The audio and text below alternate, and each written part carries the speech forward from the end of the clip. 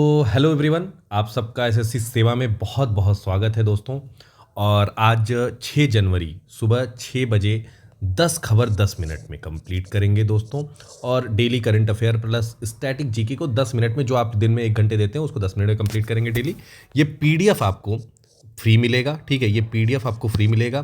Plus दूसरी चीज़ आपको इसमें क्या इंपॉर्टेंट मिलेगी दोस्तों, तो ये मिलेगा एक जीके का फ्री क्विज ग्रुप मिलेगा, जो कि मैं लिंक टेलीग्राम का डिस्क्रिप्शन में दे दूंगा दोस्तों। वहाँ पे आप जा करके मुझसे ज्वाइन कर सकते हैं जीके का क्विज, जो कि डेली मिलता है आपको फ्री में।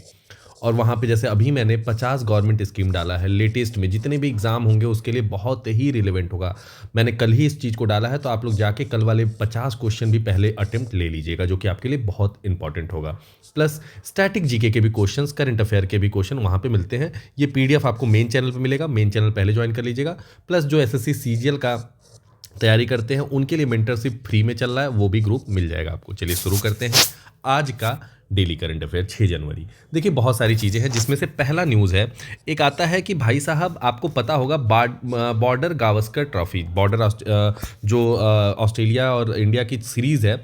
और ये एक चीज़ बड़ा ख़राब हुआ है इंडिया के लिए कि अब इंडिया जो टेस्ट का मतलब फाइनल होने वाला था, जिसमें कि ट्रॉफी मिलती भाई फाइनल, कह लो कि जो टेस्ट की सीरीज़ होती है, जो टेस्ट का सबसे बेस्ट टूर्नामेंट होता है, उससे बाहर हो चुका है भारत। उससे दोस्तों बाहर हो चुका है भारत। ये भारत के लिए एक बहुत ही निराशाजनक है।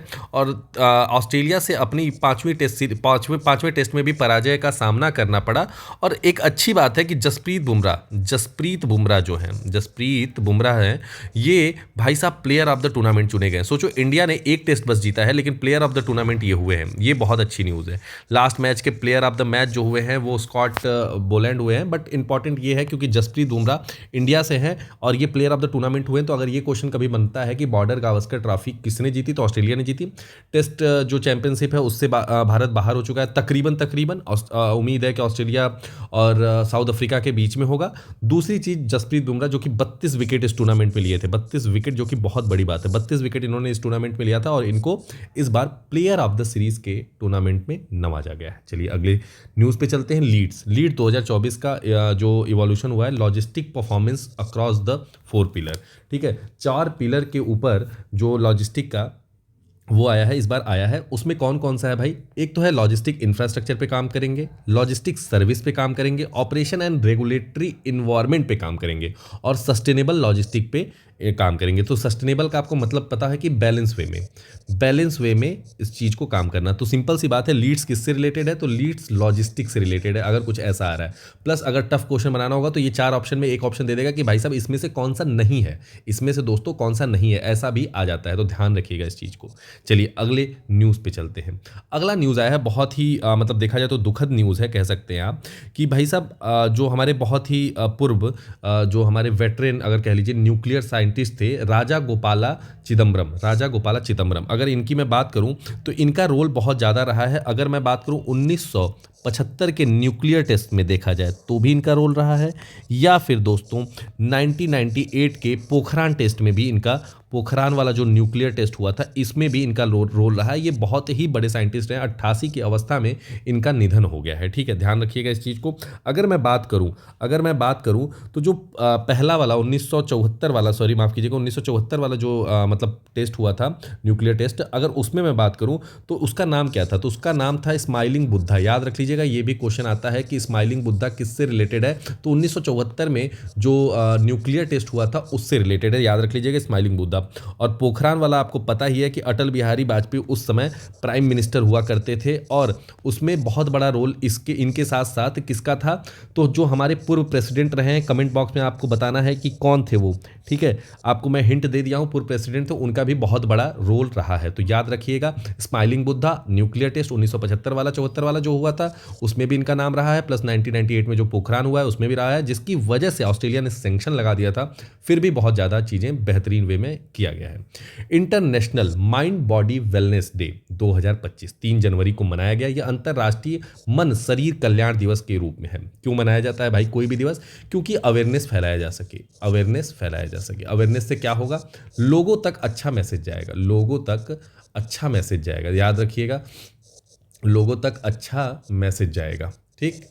अब क्या मैसेज जाएगा भाई, प्रॉपर चीज़ें जाएंगी कि भाई आप अपने बॉडी पे, चीज़ों पे, मानसिक स्थिति पे सुधार रखें। ये दिवस कब मनाया जाता है इंटरनेशनल? 3 जनवरी को दोस्तों।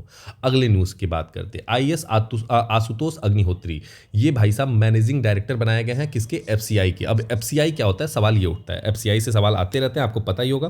तो एफसीआई बहुत इंपॉर्टेंट है और एफसीआई के बारे में चलिए थोड़ा सा जान लेते हैं। एफसीआई जो है वो मिनिस्ट्री ऑफ कंज्यूमर अफेयर के अंडर में आता है। मिनिस्ट्री ऑफ कंज्यूमर अफेयर के अंडर में, कंज्यूमर अफेयर के अंदर में आता है। किसके अंदर में आता है? मिनिस्ट्री ऑफ कंज्यूमर अफेयर्स के अंदर में आता है। ठीक, पहला चीज़। दूसरा पॉइंट याद रख लीजिएगा कि भाई साहब कब बना, तो इस्टेब्लिश्ड हुआ 1965 में। किस एक्ट के तहत हुआ? तो फूड कॉरपोरेशन ऑफ एक्ट 1964 के अंतर्गत 1965 में एफसीआई बना है। ध्यान रखिएगा इस चीज़ को। और इसका जो हेडक्वार्टर है, ध्यान रखिएगा, इसका हेडक्वार्टर जो है वो न्यू दिल्ली है, न्यू दिल्ली है। ये काम क्या करता है एफसीआई? तो एफसीआई का दोस्तों काम है कि जो स्टोरेज है फूड का वो, ठीक है, स्टोरेज है जो फूड का वो, प्लस दूसरा चीज़ क्या है भाई? दूसरा चीज़ है दोस्तों कि भाई जो फूड की अवेलेबिलिटी है, डिस्ट्रीब्यूशन है, सब चीज़ों को ये देखता है। किस चीज़ को? डिस्ट्रीब्यूशन से लेकर के सारी चीज़ों को ये कवर करता है। तो जो आशुतोष अग्निहोत्री जी हैं वो उसके एमडी और चेयरमैन अपॉइंट हुए। ये आईएएस ऑफिसर है, ध्यान रखिएगा इस चीज़ को, ठीक है। ये एडिशनल सेक्रेटरी थे पहले होम मिनिस्ट्री में, अब इनको अपॉइंट कर दिया गया है एफसीआई का जो है मैनेजिंग डायरेक्टर। और ठीक है, चलिए आ जाते हैं। पीएम मोदी ने ग्रामीण भारत महोत्सव 2025 इनॉग्रेट किया है। कहाँ पे भाई? तो दिल्ली में, ठीक है। कहाँ पे? दिल्ली में। ठंड बहुत ज़्यादा है दिल्ली में, तो उन्होंने इस चीज़ को किया है। ये क्या है भाई? Building resilience rural India for विकसित भारत @ 2047, मतलब 100 साल के अंदर जो भारत को विकसित करने का पूरा प्लान चल रहा है, उसमें पहला जो योगदान होगा ग्रामीण, गाँव का।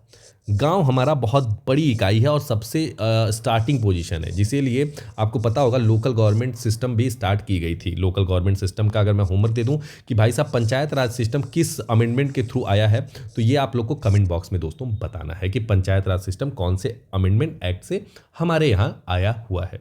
बहुत इंपॉर्टेंट है, इसलिए इस चीज़ को कवर करिएगा।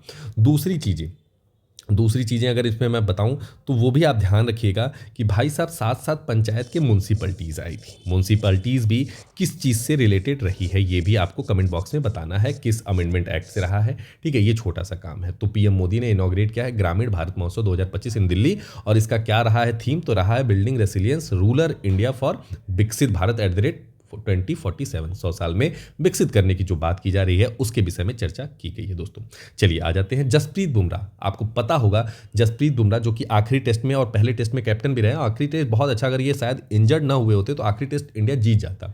और उस टेस्ट ऑस्ट्रेलिया ने अपनी एक टेस्ट टीम बनाई है, ऑस्ट्रेलिया अपनी एक टेस्ट टीम बनाई जो कि बेस्ट होता है उस साल का, और उसमें देखा जाए तो जसप्रीत बुमराह को कैप्टन बनाया गया। आप समझ सकते हो कितना बड़ा बात है कि इंडिया टीम उनको कैप्टन नहीं बना पा रही, बट जसप्रीत बुमराह को विश्व लेवल पे कैप्टन बना दिया गया ऑस्ट्रेलिया के, क्योंकि पहला मैच उन्होंने जीता था।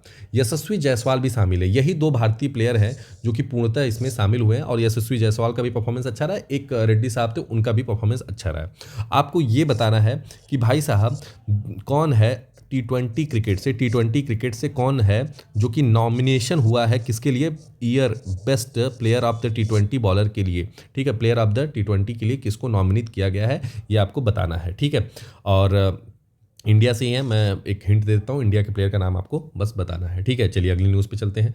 अगला न्यूज़ कहता है IIT Bombay develop bacteria to consume toxic pollutant in soil and produce helpful nutrient. Simple सी बात है, आईआईटी बॉम्बे ने डेवलप किया एक बैक्टीरिया जो कि टॉक्सिक जो होंगे पॉल्यूटेंट उनको कंज्यूम कर लेगा सॉयल में से, ठीक है। कैसे भाई? जैसे ज़मीन में, मिट्टी में सॉयल होता है, वो बैक्टीरिया वहाँ पे जाएगा और उस जो वहाँ के पॉल्यूटेंट जो उनको नुकसान पहुँचाएंगे, जो पौधों को, चीज़ों को, सॉयल को जो न्यूट्रिशन नहीं पहुँचने देंगे, उनको ही डायरेक्ट वो कंज्यूम कर लेगा। तो इसको किसने बनाया है?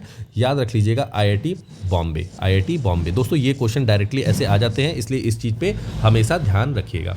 अगले न्यूज़ पे आते हैं। Hanoi declare world most polluted city, authorise seek action. Hanoi जो है वियतनाम का हनोई, इसको सबसे ज़्यादा पॉल्यूटेड सिटी घोषित किया गया है, पॉल्यूटेड सिटी घोषित किया गया है, ठीक है। ये याद रख लीजिएगा। अगले न्यूज़ पे चलते हैं। अगला न्यूज़ क्या कहता है? अगला न्यूज़ कहता है UPI transaction rise 8% to 16.73 billion. आपको पता होगा यूपीआई का आपको फुल फॉर्म बताना है, ये फुल फॉर्म आपको कमेंट बॉक्स में बताना है कि फुल फॉर्म क्या है दोस्तों। और दूसरा चीज़ प्यारे बच्चों बताना है कि भाई साहब एनपीसीआई का डेटा है, ये किसका एनपीसीआई का डेटा है। देखिए वैसे यूनिफाइड पेमेंट सिस्टम यूपीआई के यहाँ पे लिखा हुआ है, तो मैं क्या ही बताऊँ। और national payment corporation of India NPCI का फुल फॉर्म भी यहाँ पे लिखा हुआ है, तो मुझे बताने की आवश्यकता तो नहीं है। इसमें इस बार का जो ट्रांजेक्शन है सबसे ज़्यादा हुआ है, जो कि 16.73 बिलियन डॉलर का हुआ है दोस्तों। आई होप 10 मिनट आपके कंप्लीट हो गए होंगे, मैंने ज़्यादा समय नहीं लिया। चैनल को सब्सक्राइब कर लीजिएगा, डेली सुबह 6 बजे आपको ये मिल जाया करेगा। Thank you so much. PDF के लिए मेन चैनल पे चले जाएगा, जीके क्विज के लिए आपको जीके क्विज का चैनल, और एसएससी मेंटरशिप के लिए तीनों का लिंक डिस्क्रिप्शन में मैं दे दिया हूँ। तो जुड़ना मत भूलिए दोस्तों, सुबह 6 बजे। धन्यवाद। जय हिंद, जय भारत।